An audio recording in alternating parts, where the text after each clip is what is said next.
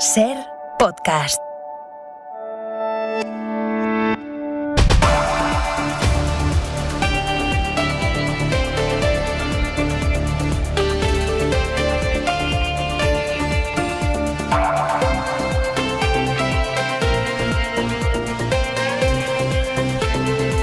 Muy buenas tardes. A falta de que se cierre el mercado de fichajes en nada, en cuestión de 4 horas, vamos ahora mismo con eso. Gallego, buenas tardes. Buenas tardes. Pero antes, la SER les avanza a esta hora que el Gobierno negociará mañana con las comunidades ampliar los aforos en los estadios de fútbol y en los pabellones de baloncesto. María Manjabacas, muy buenas. Buenas tardes. El Consejo Interterritorial que se reúne mañana prorrogará la asistencia de público a los estadios de fútbol, a las canchas de baloncesto y al resto de eventos deportivos multitudinarios. Además, está sobre la mesa ampliar el número de espectadores, que actualmente está limitado al 40% para los recintos deportivos abiertos y al 30% en el caso de los cerrados. La cifra definitiva se va a acordar mañana. Distintas comunidades consultadas por la SER apuestan por incrementar el aforo en un 10%, tanto para los abiertos como para los cerrados, pero hay algún territorio que incluso defiende el aumento hasta el 60% para los abiertos. Los nuevos aforos entran en vigor el 1 de septiembre, serán revisados el 30 y junto al aforo, Aimar, las medidas organizativas y sanitarias, siempre mascarilla, incluso los aseos, no se puede ni comer ni fumar, solo excepcionalmente se podrá permitir el consumo de agua y en todo momento mantener la distancia de seguridad. Gracias, María. Y con el mercado a punto de cerrar, nada de Mbappé, Gallego. Ningún movimiento hasta ahora en la operación Mbappé. Pesimismo en el Real Madrid, que sigue sorprendido por la negativa del Paris Saint-Germain a negociar. El club blanco, eso sí, ha anunciado ya el fichaje del joven francés de 18 años, Camavinga. Otros movimientos a esta hora. El Atlético está a punto de hacer oficial la salida de Saúl Ñíguez, que sería cedido al Chelsea por una temporada. El Barça ha hecho oficial la marcha de Ilaix Moriba al Leipzig. Y el Barça también anuncia oficialmente la rebaja de sueldo de Busquets y Jordi Alba, lo que permite al club ampliar el límite salarial y poder inscribir a Agüero en la Liga. Más movimientos en las próximas horas, a las 8:30 lo contamos. Vamos ahora mismo con las conclusiones, pocas, de la reunión que acaba de terminar de los países europeos para decidir qué hacen con los miles de afganos que se prevé que huyan de su país hacia Europa en los próximos meses. Ahora lo contamos, pero antes mucho ojo con la Dana, que durante esta noche va a empezar a afectar a muchas zonas del interior del país. Jordi Carbó, ¿dónde se espera lo peor? Buenas tardes. Buenas tardes. Mucha atención a partir de esta madrugada en el centro de la península, especialmente en la Comunidad de Madrid, Castilla-La Mancha, así como en Aragón, sobre todo el Valle del Ebro. Es aquí donde se formarán las tormentas con mayor severidad, es decir, tormentas con lluvia torrencial, granizo y fuertes rachas de viento. Y mañana las tormentas afectarán cualquier punto de la península, algunas también Baleares, pero de corta duración, y en muchos lugares va a llover en general poco, pero allí donde se presenten las tormentas, muchísima atención. Temperaturas solo un poco más bajas que hoy. Gracias, Carbo. Empieza Hora 25. A la espera de que a lo largo de esta noche, lo escucharemos en Hora 25, comparezca en Washington Joe Biden para explicar los detalles de la retirada completa de Estados Unidos de Afganistán. Aquí en Europa, los ministros de Interior de todos los países de la Unión han estado reunidos durante la tarde para intentar consensuar una posición frente a los éxodos de afganos que se esperan. Había dos posiciones de partida. Los países que decían esto va a pasar, pactemos desde ya una fórmula de reparto equitativa, humanitaria, y luego estaban los países que decían ni hablar de eso, aquí no viene nadie. Al final se ha negociado un punto que no incomoda a nadie, que es apostar por enviar mucha ayuda humanitaria a los países de alrededor de Afganistán para intentar que quienes huyen hagan su vida allí. No es lo que se hizo en la anterior crisis de refugiados de Turquía, en la de 2015, que fue montar a Turquía, pagarle millonadas para que taponara la llegada de refugiados, pero tampoco cuesta encontrar las similitudes. Rafa Panadero, buenas tardes. Buenas tardes. Ahora mismo la prioridad de la Unión es ayudar económicamente a Afganistán y a los países vecinos.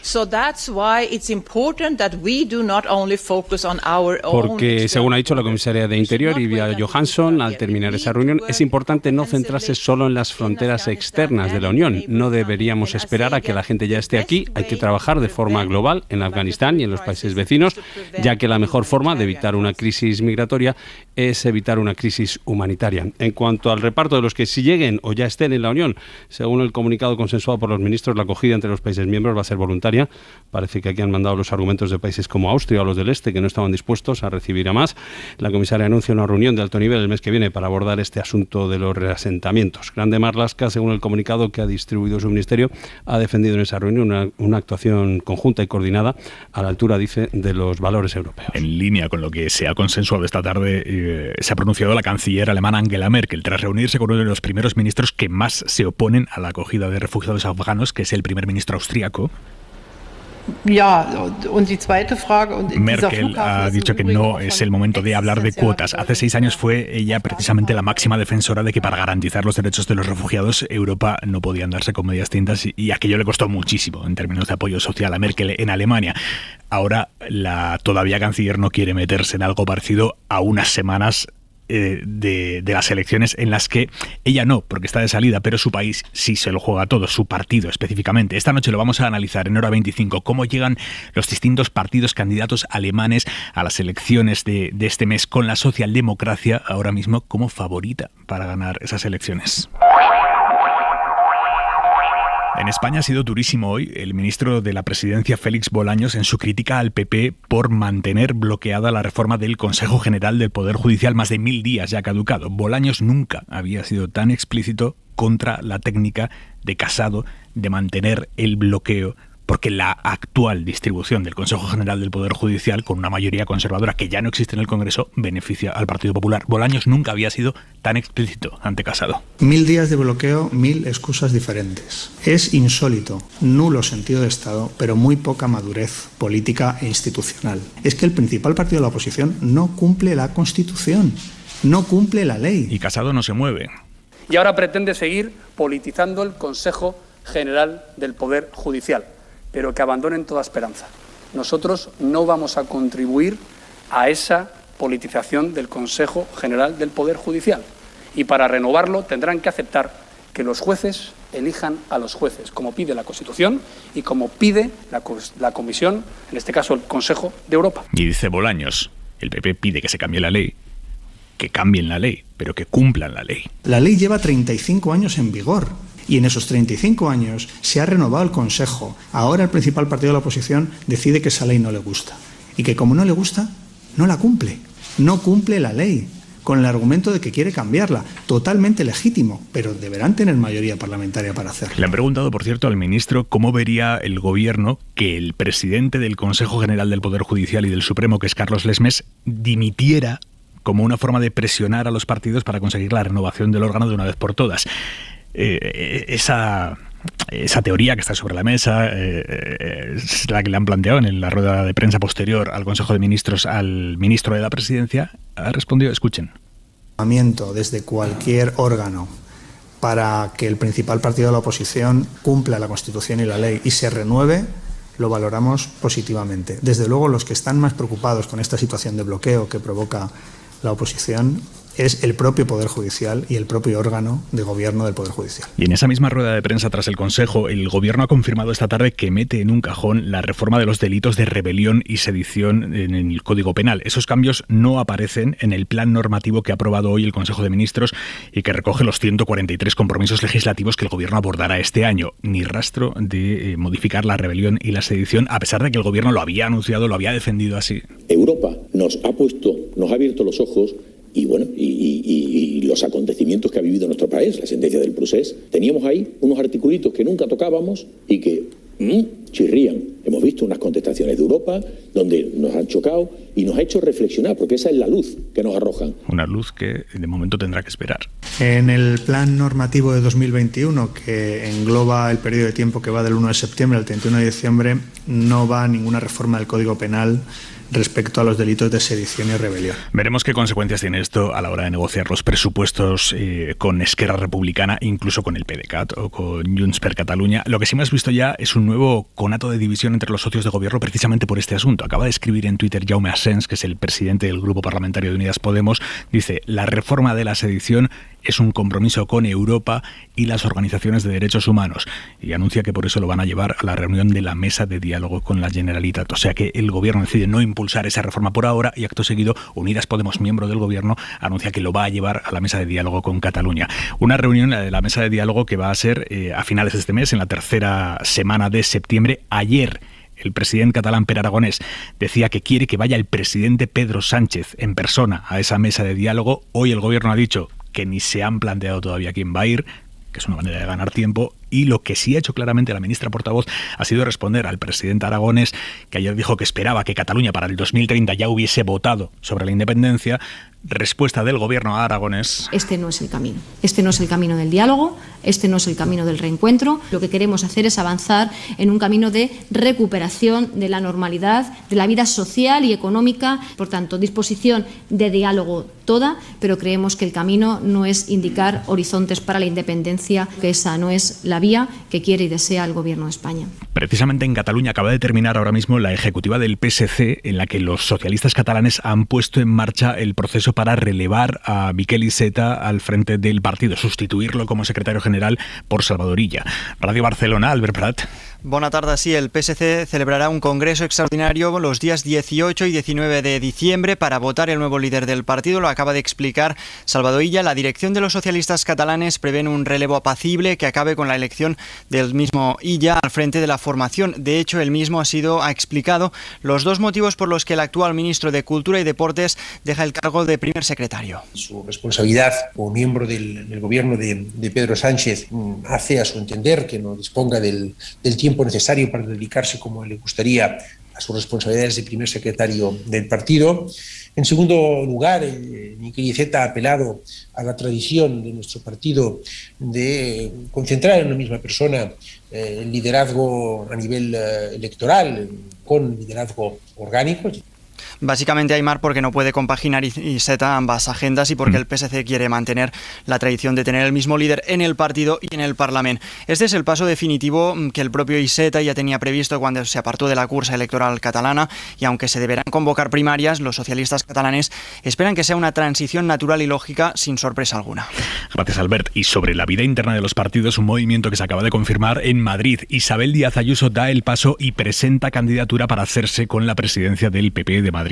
Génova, la Dirección Nacional, intentó durante tiempo que Ayuso no tuviera todo el control del partido. Se especuló con presentar otras opciones, pero después del resultado brutal de Ayuso en mayo, pues el equipo de Teo García Egea asumió que poco tenían que hacer y efectivamente, Javier Casal, buenas tardes. ¿Qué tal? Buenas tardes. Ayuso presenta candidatura para presidir el PP de Madrid. Ayuso quiere todo el poder, nada de bicefalias en el PP de Madrid, es decir, Ayuso quiere recuperar el esquema de Esperanza Aguirre, presidenta del partido y presidenta de la Comunidad. Recordemos que desde el año 2018 el PP de Madrid está en manos de una dirección interina. Pío García Escudero tomó el relevo a Cristina Cifuentes cuando estalló el caso Máster. Enrique Osorio, el portavoz del Gobierno, ha estado esta tarde en la ventana de Madrid. Sorpresa, ninguna. Yo creo que tampoco puede ser una gran sorpresa, porque yo creo que después de lo que ha demostrado Isabel Díaz Ayuso durante estos 2 años de gobierno y el resultado electoral del 4 de mayo, y que por otra parte ella ha sido en el Partido Popular de Madrid todo, desde abajo hasta arriba, pues yo creo que... En principio siempre se habló de una pugna entre Almeida y Ayuso por el control del partido, y precisamente la falta de claridad en esa contienda fue lo que hizo demorar el Congreso Regional, que tendría que haberse celebrado este año y que en principio lo hará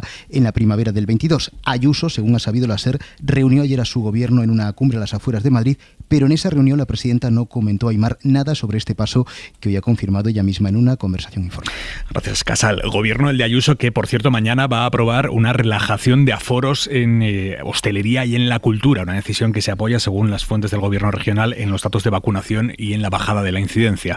Javier Alonso, buenas tardes. ¿Qué tal? Buenas tardes. Sí, la idea se venía cocinando desde hace semanas en la Puerta del Sol, y mañana Ayuso va a abrir el curso político con esa desescalada en las restricciones para bares, restaurantes y espectáculos. Lo confirmaba el consejero portavoz Enrique Osorio aquí en la SER. Varios consejeros, incluido yo mismo, Enrique López, el consejero de Presidencia, habíamos ido anunciando en estos días que por la vacunación y por la situación estábamos deseando tomar esa decisión, y mañana se concretará. Lo lógico es que se avance en esa dirección, aforos en locales, interiores, exteriores, actividades culturales. Lo cierto es que Madrid no ha alcanzado aún el 70% de la población total vacunada, está en el 67%, y la incidencia acumulada está en 248 puntos básicos, que son 15 por encima de la media española. Y quien también va a anunciar, todo apunta, una relajación de las restricciones en su comunidad en unos minutos es el presidente de Andalucía, Juan Manuel Moreno, que comparece a partir de 1:30 y les contaremos aquí en la SER lo que anuncie. Por cierto, hablando de Moreno, ¿saben cómo a él se le ubica permanentemente en el supuesto sector moderado del Partido Popular, a Juan Manuel Moreno? Pues su consejero de Presidencia, Elías Bendodo, acaba de definir así su relación con Vox. Yo creo que es la relación más fuerte y estable de los últimos años entre grupos políticos, que aunque siempre se anuncien rupturas, siempre estamos juntos. Y aquí yo creo que Vox en Andalucía demuestra sentido de la responsabilidad y apoya los temas importantes. En el fondo era una pullita a Vox por eso de que amenazan una y otra vez con romper con el Partido Popular y nunca rompen allí en Andalucía. Le acaba de contestar en la SER en Andalucía, en La Ventana, el líder de Vox en esa comunidad, Manuel Gavira. Las relaciones con el Partido Popular están en un momento rotas, débiles, sin ahora mismo sin ningún tipo de hilo argumental o de futuro que podamos tener. Otra cosa es que cuando el Gobierno de Andalucía nos llame y nos requiera, nosotros nos sentaremos, escucharemos por responsabilidad, por utilidad, que es eso que dice el señor Bendodo. Nosotros nos sentaremos, pero llegará el momento en el que nosotros nos tocará hablar. Y cuando nosotros hablemos, hablaremos de todas esas cosas que el Gobierno de Andalucía no hace y que está en los acuerdos presupuestarios y que está en el acuerdo de investidura.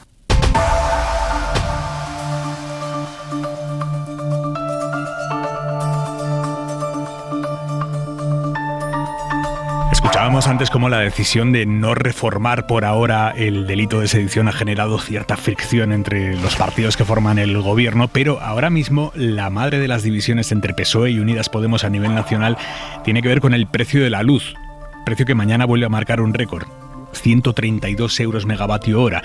Acaba de escribir Pablo Iglesias, dice, no hay mayor lealtad al gobierno que exigir que se cumpla el acuerdo de gobierno. Esto tiene que ver con lo que planteó ayer la vicepresidenta Teresa Rivera en el Congreso. Insistió en que el gobierno no se plantea fijar topes en los precios porque no es legal, dijo Rivera. Y hoy Unidas Podemos ha llamado a la ciudadanía a movilizarse ante el gobierno del que forma parte Unidas Podemos. La ministra portavoz ha evitado, como ha podido, el choque frontal en la rueda de prensa tras el Consejo de Ministros, en la que le han preguntado una y otra vez sobre este asunto, pero sí ha dicho, y este ha sido el mensaje de la portavoz del gobierno, mensaje claramente a Unidas Podemos: gobernar es difícil, reivindicar es más fácil.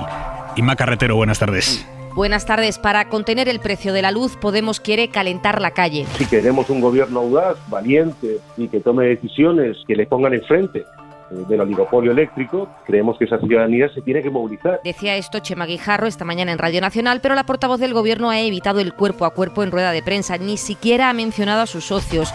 Lo que sí ha hecho Isabel Rodríguez es diferenciar mucho entre la posición de los grupos políticos, así se ha referido al partido minoritario de la coalición, y la postura del Gobierno. Gobernar es complicado, pero nos permite actuar, y yo creo que esa es la labor que nosotros tenemos. Quizás lo sencillo es la reivindicación. Según Isabel Rodríguez, existe una absoluta sensibilidad en el Gobierno con el tema del precio de la luz y ha defendido las medidas estructurales que están en marcha y las coyunturales ya en vigor, con un impacto, ha dicho, del 12% en el recibo del consumidor. Para aterrizar lo que es ese impacto en los recibos de los consumidores, no solo en las familias, también en las empresas, vale la pena escuchar a Eduardo Abad, presidente de la Unión de Profesionales y Trabajadores Autónomos. Ha estado en Hora 14 y ha explicado, ha puesto cifras a cuánto de más están pagando los autónomos, los comerciantes, como consecuencia de esta escalada imparable de los precios de la luz. La factura media de un autónomo se ha encarecido en lo que llevamos de año en más del 40%. Una factura normal que estaba rondando los 600 euros a día de hoy ya está situada en prácticamente los 1.100 euros. Destinamos más de un 30%, por lo tanto, única y exclusivamente al chantaje del oligopolio que están haciendo las eléctricas, no solamente al gobierno de España, sino que al final a las familias, a los autónomos, a los trabajadores. En el caso concreto de las familias, la Organización de Consumidores Facua calcula que en agosto los hogares van a pagar de media 93 euros en el recibo, es un 46% más que el año pasado. Están a punto de levantarse definitivamente las barreras de alrededor de 500 kilómetros de peajes que caducan esta medianoche. La ministra de Transportes ha estado esta tarde en Cataluña, comunidad que se queda sin autopistas del Estado que sean de pago, y esta se reduce en un 76% en Aragón. Según cálculos del Ministerio, los usuarios se van a ahorrar 750 millones de euros en peajes que ya no existirán. Jordi Fábrega, buenas tardes. Buenas tardes. Tras medio siglo como autopistas de pago, esta noche se liberan los peajes de la AP7 entre Tarragona y La Jonquera, que obligaban a a pagar casi 29 euros por este trayecto de 262 kilómetros y también los de la AP2 entre el Vendrell y Zaragoza, otros 215 kilómetros a más de 20 euros. De manera que desde mañana ya no quedarán autopistas de peaje del Estado en Cataluña, comunidad que era en 2018 la que más peajes tenía dentro de la red del Estado. Se reducen además del 19 al 6% las carreteras del Estado que son de pago en Aragón. El Ministerio de Transportes calcula que el fin de estos peajes permitirá ahorrar hasta 750 millones de euros a los usuarios. Además, también se acaban los peajes en otras dos autopistas que gestiona la Generalitat de Cataluña, la C32 y la C33. Ha quedado en libertad esta tarde, en libertad provisional, el padre del niño desaparecido Jeremy Vargas, el padre detenido esta mañana por abusar sexualmente de su otra hija, una niña de 13 años. El juzgado de Las Palmas sigue investigando al hombre y le ha impuesto una orden de alejamiento respecto de la menor, que es su hija. Radio Club Tenerife, Miguel Ángel Rodríguez. Jeremy Vargas desaparecía el 10 de marzo de 2007 en el sureste de Gran Canaria cuando tan solo tenía 7 años. Un caso que continúa abierto y que vuelve a los titulares por otras razones. Su padre ha quedado en libertad provisional tras ser investigado por un supuesto delito de abuso sexual a su propia hija de tan solo 13 años. Tras pasar a disposición del juzgado de guardia de Las Palmas de Gran Canaria y acogerse a su derecho a no declarar, se le ha impuesto una orden de alejamiento respecto a la menor, mientras la investigación avanza, según confirmaba a la cadena SER el abogado de la familia. Y en la radio, como todos los días a esta hora, la mirada de Xavi Vidal Folk. Los europeos también somos responsables de la tragedia humanitaria que ha provocado la vergonzosa evacuación de Afganistán, de que haya sido militarmente torpe al evacuar antes a las tropas que a los civiles y políticamente ingenua al creer las promesas de los talibanes e internacionalmente mezquina al no haber presionado al jefe de filas, Estados Unidos, para conseguir garantías de los derechos humanos, sobre todo de los más vulnerables, las mujeres. Nuestros gobiernos no lo exigieron en público a Joe Biden y su equipo cuando en abril explicaron la retirada, callaron en público, murmuraron en privado. Quizá era imposible parar el desastre, pero aún era viable influir, modular las decisiones, obtener un trato digno. Ahora intentan al menos reparar lo peor. En el Consejo de Seguridad de la ONU acaban de proponer una zona de seguridad en Kabul para proseguir la evacuación. No lo han conseguido, aunque sí el compromiso de exigir a los nuevos dueños del país que cumplan su palabra. Y la Comisión Europea promete 1.100 millones de euros para refugiados, mujeres y niños. Pero a los ministros de Interior, espoleados por los halcones polacos y austríacos, se les ocurre dar la prioridad a la seguridad propia frente a los refugiados por encima de la solidaridad con los demás, incluidos con aquellos que han colaborado con nuestra misión. Un ejército que no cuida a sus heridos jamás ganará una guerra. Suscríbete a Hora 25. Todos los episodios y contenidos adicionales en la app de Cadena SER y en nuestros canales de Apple Podcast, Spotify, iVoox, Google Podcast y YouTube. Escúchanos en directo en la SER de lunes a viernes a las 8 de la tarde.